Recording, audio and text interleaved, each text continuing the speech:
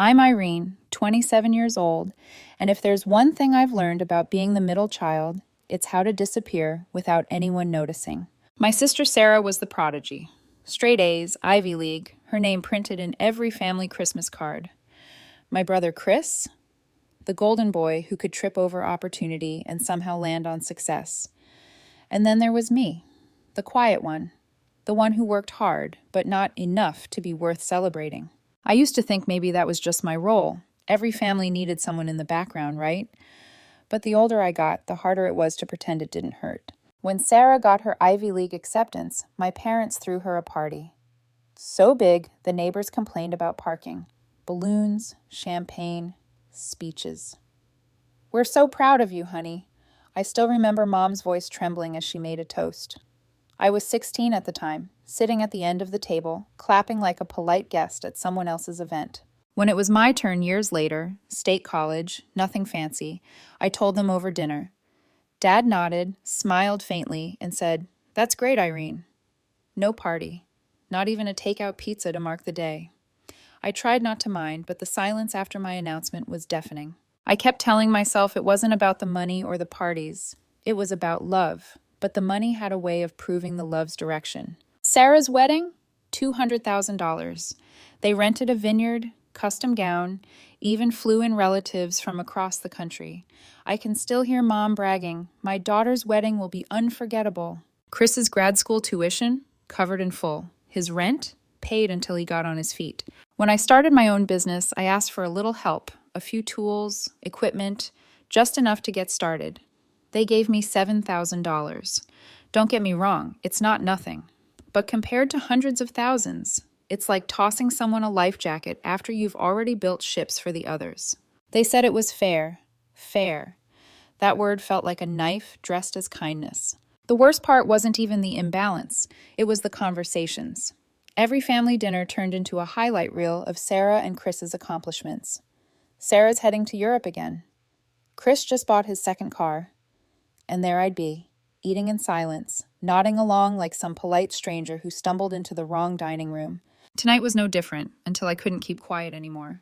We were at my parents' house. The table was set perfectly, candles flickering, laughter bouncing off the walls. Sarah was talking about her upcoming trip to Paris. Chris was bragging about how their parents had helped with his down payment. And me? I was staring at my plate, feeling my hands tighten around the fork. "It must be nice," I muttered. The room froze. Sarah looked up, eyebrows drawn. "What's that supposed to mean?" I raised my head slowly, my voice steady but cold. "It means not everyone gets handed their future on a silver platter." Chris chuckled under his breath. "Oh, come on, Irene. You've always been so dramatic. Didn't Mom and Dad help you with your tools? You act like you're some kind of victim." "Victim?" My voice cracked. "You got tuition, a car, rent. Sarah got a wedding worth more than my entire savings. And I got a receipt for $7,000. Dad frowned. "Irene, we gave you what you needed. You didn't ask for more." "That's because every time I asked, there was nothing left." Mom's voice wavered, soft and defensive. "We've always tried to be fair." "Fair?" I laughed bitterly. "You gave them futures. You gave me leftovers." The room fell silent, tension heavy enough to crush air. Chris leaned back, smirking like it was some childish tantrum. "You're blowing this out of proportion." My chest tightened, my palms were sweating. I wasn't even angry anymore. I was exhausted. "You all talk about fairness like it's something you can measure in dollars. But it's not. It's about respect. You've never once treated me like I mattered as much as them." No one spoke. The only sound was the faint tick of the kitchen clock. Finally, Dad sighed, shaking his head. "Irene, you're making a scene. We just wanted a nice dinner." That was it. That sentence. The way he said it, like my pain was an inconvenience, broke something in me. I stood up, my chair scraping loudly against the tile. "Of course you did. Because pretending everything's fine is easier than admitting you failed someone." Mom reached out a hand. "Irene." But I was already walking toward the door. Outside, the night air hit my face like ice. The street was quiet, eerily so. I didn't even grab my coat. My heart was pounding too loud for me to feel the cold. I walked down the driveway, each step heavier than the last. The sky was clear, stars scattered like broken glass, and all I could think was how small I felt, how small they made me feel. There's a kind of silence that doesn't calm you. It echoes. It reminds you of everything you've swallowed for years. That was the silence tonight. For once, I didn't look back. I wasn't sure where I was going, but I knew one thing for certain. I was done being the invisible daughter. I didn't sleep that night. The image of my family sitting there, awkward, silent, pretending not to understand, kept replaying in my mind like a scene stuck on loop. Every time I closed my eyes, I saw Sarah's blank stare, Chris's smirk, Dad's disappointment, even Mom's soft, trembling voice. "We've always tried to be fair," sounded hollow. Fair, that word again. By the time the first streaks of morning light slipped through my curtains, I was done crying, done overanalyzing. Something inside me hardened, not out of hatred, but from the kind of clarity that only comes when you finally hit the wall. If they needed proof, I'd give them proof. I made myself coffee, black, no sugar, and pulled my laptop onto the kitchen table. It was time to face it all head on. One by one, I dug through my old emails, bank records, and receipts. It was like performing an autopsy on my own past. I found the email from my dad dated 5 years ago. "Sorry, honey, we can't help with rent this month. We already gave quite a bit to Sarah for her down payment." My throat tightened as I scrolled further. Screenshots of Mom's messages popped up next. Pictures from Sarah's bridal fittings. Text threads of her gushing over the big day. There were even photos from Chris's graduation, where Dad was holding a sign that read, "Proud of you, son," in bold letters.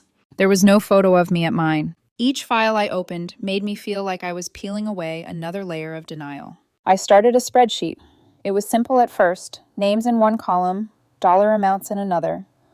But soon, the list grew longer than I expected.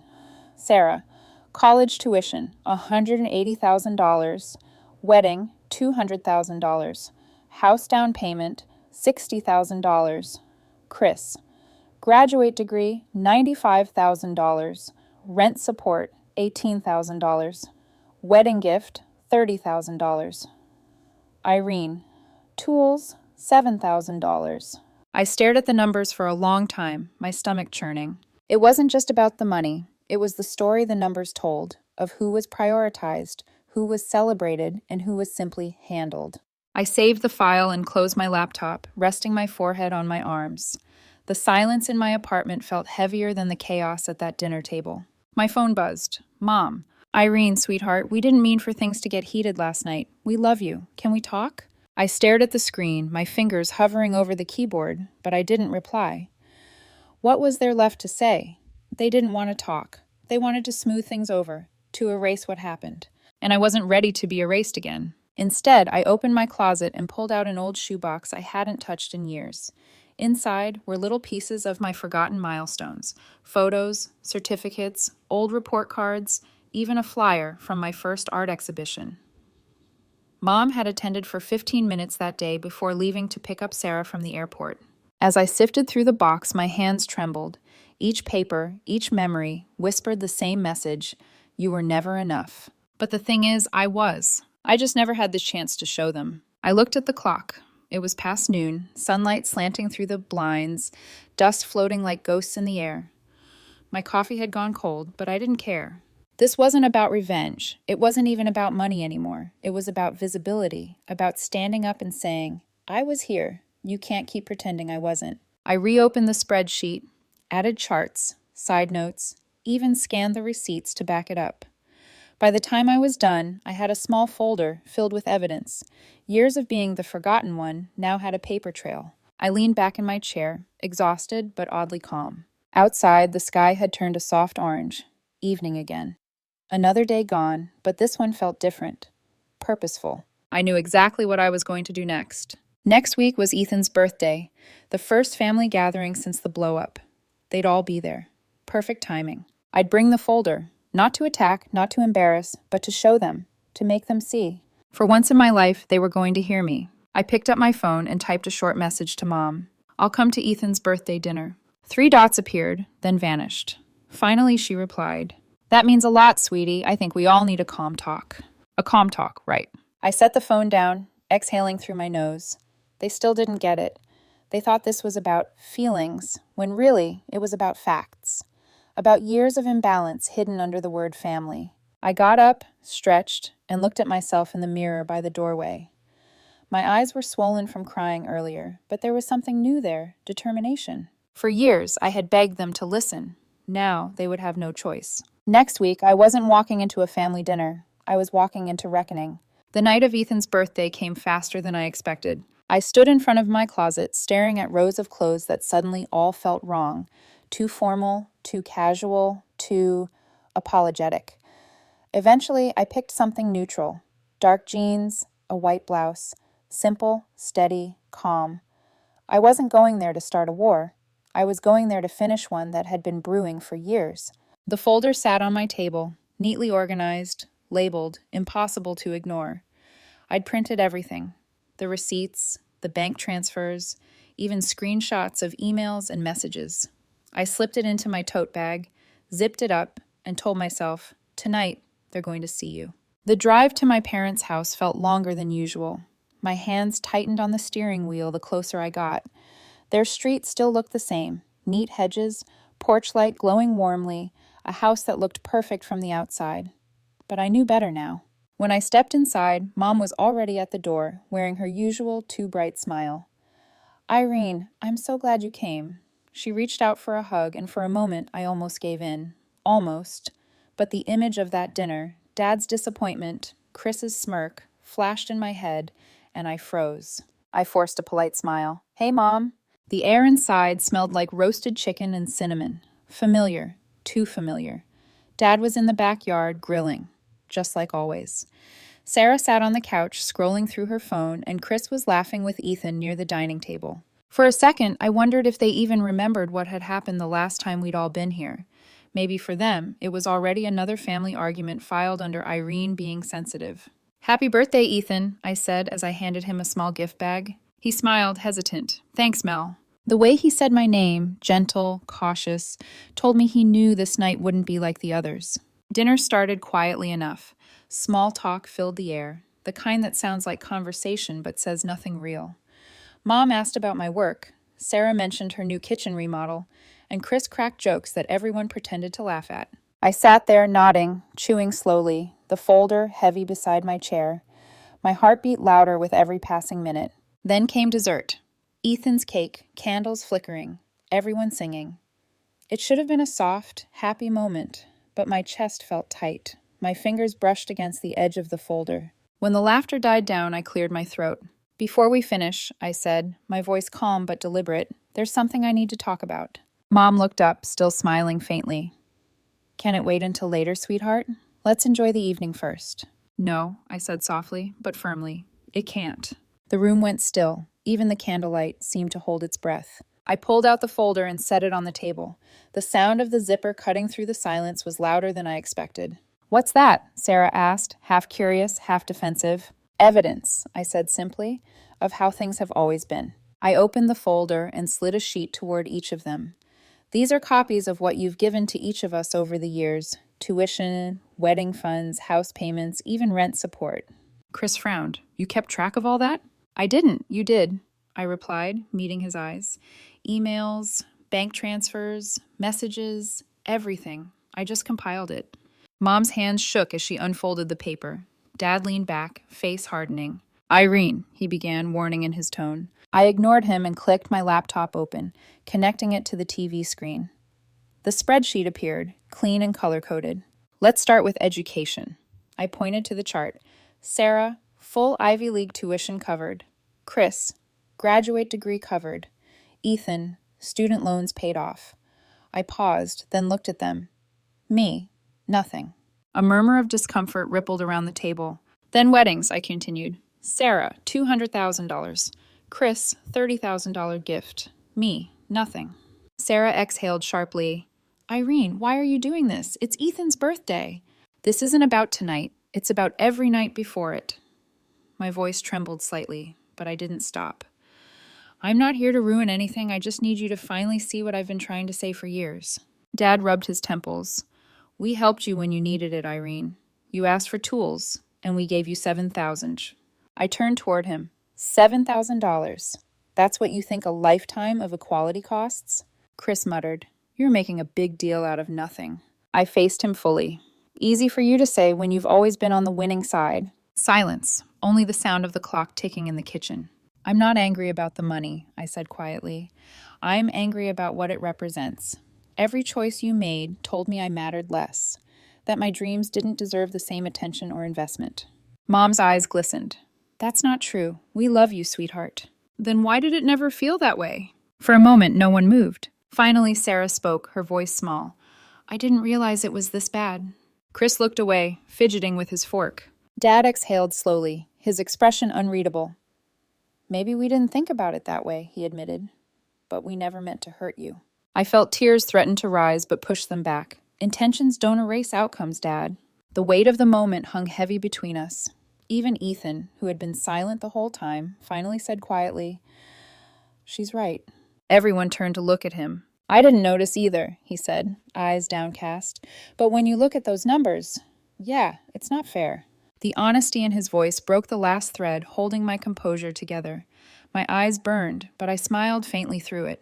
Thank you, I whispered. No one else spoke. For once, the silence wasn't dismissive, it was reflective. I closed the laptop gently and gathered my papers. I'm not asking for an apology, I said softly. I just needed you all to see it, to know that I wasn't imagining it. Mom reached out across the table, but I stood before she could touch my hand. I think that's enough for tonight, I said, voice shaking but steady. Happy birthday, Ethan. I hope you never feel like I did. And with that, I walked out, the folder clutched tightly in my arms. As the front door closed behind me, I heard my mother's voice tremble inside. We didn't mean to make her feel that way. Maybe not, but they did. Outside, the air was cold again, the same kind of cold as the night I left before. But this time, it didn't sting. It felt like release. The next morning, I woke up to a phone full of unread messages. Mom, we need to talk about last night. Sarah, you really had to humiliate everyone like that? Chris, you made Mom cry. I hope you're happy. I stared at the screen for a long time before turning it face down. I wasn't happy, not even close. What I felt wasn't victory, it was silence. Heavy, thick, uncomfortably real. I had wanted them to understand, not to cry. I had wanted them to acknowledge the imbalance, not bury it under guilt. But maybe that was too much to expect. Maybe this family didn't know how to face the truth without trying to control it. By noon, I'd made my decision. I was leaving, completely this time. I'd been living in the same small apartment a few blocks away from my parents' house for years, the kind of place that always smelled faintly of coffee and paint thinner. I packed my things slowly, methodically, like I was clearing away pieces of an old life. A box for books, a box for tools, a folder for business papers. There were still photos on my wall, me, Sarah, and Chris as kids, grinning in matching sweaters. I took them down one by one. In one picture, Dad had his arms around us, smiling proudly. I ran my finger over the glass and whispered, I wish it had stayed that simple. Then I placed it face down in the box. When I loaded the last of my things into my car, I didn't cry. There was a strange peace in the act of closing the door behind me and realizing there was nothing left to fix. I drove away from that neighborhood without looking back. The first few weeks in my new city were rough. No familiar faces, no weekend visits, no calls. The silence that used to suffocate me now felt like space, like oxygen. I threw myself into work. The business I'd started, the one they'd brushed off as a phase, was growing faster than I could manage alone. Orders kept coming in, clients referred others, and before I knew it, I was hiring my first assistant. I remember the day I signed the lease for my first proper workspace. I stood in the middle of the empty room, white walls and high windows flooding it with light, and whispered to myself, you did this without them. It wasn't arrogance, it was survival finally paying off. There were moments, though, quiet ones, when the loneliness hit, like when I saw a family at a restaurant laughing together, or when I got sick and had no one to bring soup. I'd catch myself wondering if I'd overreacted, if maybe I should have stayed and tried harder to make them see. But then I'd remember that dinner, the silence, the disbelief in their eyes, and I knew I hadn't overreacted. I had outgrown them. Years passed quietly. I built something solid, something I could be proud of. My company had 8 employees now.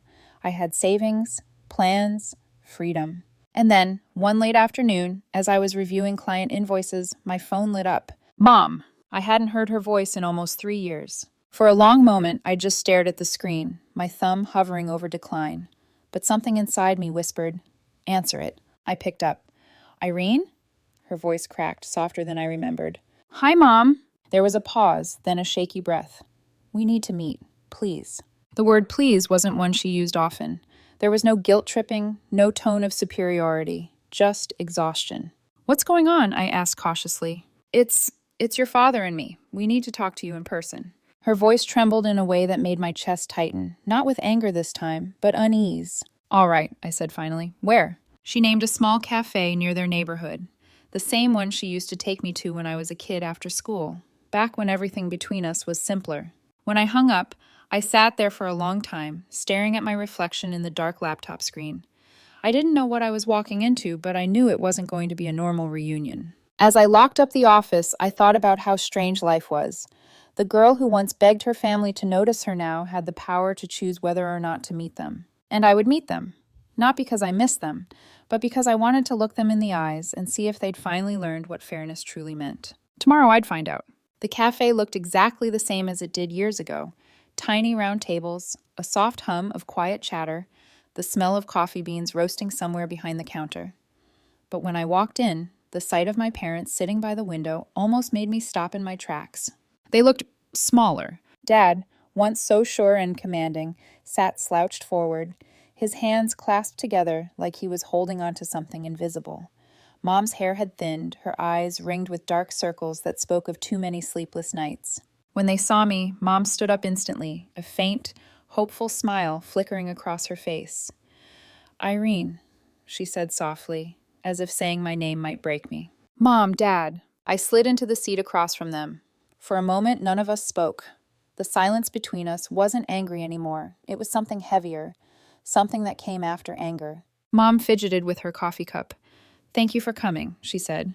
I nodded once. "What's going on?" They exchanged a look, one of those silent exchanges parents do when they're about to deliver bad news. Finally, Dad cleared his throat. "It's about your siblings." My heart gave a small, involuntary kick. "Sarah and Chris?" He nodded, his voice low. "They've distanced themselves. We hardly hear from them anymore." I blinked. "What do you mean?" Mom's voice cracked as she spoke. "Sarah moved out of state last year with her husband. She doesn't call, not even on holidays. And Chris, he stopped coming around after an argument about money. Ethan barely replies to messages. It's like they've all disappeared." I stared at them, unsure what to feel. A part of me wanted to believe it wasn't true, that my perfect golden siblings would never abandon the people who adored them so blindly. But the look in my mother's eyes told me it was. Dad sighed, leaning back in his chair. "Things haven't been easy for us lately. Your mother's business is gone, and I've had to sell the car. The house might be next." There it was, the real reason for this meeting. I waited. Mom's voice softened to a near whisper. "We were hoping maybe you could help us, just until we get back on our feet." I let the words sink in. Help us. The same parents who once told me, "You should just be happy with what you got," were now sitting across from me asking for help. For a moment, I almost laughed, not because it was funny, but because life had a cruel sense of irony. I took a slow sip of my coffee. "You're asking me for money?" Dad's jaw tightened. "We wouldn't if we weren't desperate." Mom reached out, her hand trembling. "We know we made mistakes. We see that now. You were right about everything." Her words should have satisfied me. For years, I'd dreamed of this moment, of them finally admitting it, of seeing regret on their faces. But now that it was here, it didn't feel like victory. It felt empty. I stared at her hand, but didn't take it. "Do you have any idea how long I waited to hear those words?" I asked quietly. Mom's lip trembled. "Too long." "I begged you to see me," I continued. "Not for money, not for attention, just to be treated like I mattered. You couldn't do it then, so why now?" Dad rubbed his forehead. "Because we were wrong," he said. "We thought what we were doing was fair, but we didn't see the gap growing. And by the time we did, it was too late." I wanted to believe him, but I'd spent too many nights trying to convince myself that people like my parents didn't change. They just ran out of options. Still, looking at them now, so fragile, so desperate, I saw something I'd never seen before in them. Fear. Not fear of losing money or pride, fear of being forgotten. I exhaled, feeling the tightness in my chest ease just a little. "I've built my own life now," I said. "I've worked for every inch of it, alone, without your help." Mom nodded quickly. "We know. We've heard about your business. We're proud of you." That word again, proud. Too little, too late. I don't need your pride, I said softly. I needed it when I was 16, not now. Tears welled up in her eyes. I'm sorry, Irene. For the first time, I believed her. I looked at both of them, their eyes full of regret, their hands clasped together like children, and realized I wasn't angry anymore. The wound had healed into something else. Distance. A kind of peace that doesn't need closure. I'll think about it, I said finally. Mom's shoulders sagged with relief. That's all we can ask. I stood up and reached for my coat. But don't mistake this for forgiveness. You can't undo years of choosing them over me. Maybe one day I'll find it in me to forgive, but not today. Dad looked like he wanted to say something, but he didn't. He just nodded, eyes glistening. As I turned to leave, Mom whispered behind me, You always were stronger than we realized. I paused at the door, glanced back once, and said quietly, You should have realized it sooner. Outside, the air was cool, carrying that bittersweet chill of late autumn. I walked down the quiet street, the sky painted in soft gold, and for the first time, I didn't feel like the forgotten one. I felt like someone who had finally been seen, even if it came far too late. My phone buzzed, a text from Mom. Thank you for listening. We love you, always. I smiled faintly, then slipped the phone into my pocket without replying. Love was easy to say. Seeing someone, truly seeing them, that took years. And maybe now, finally, they were beginning to see.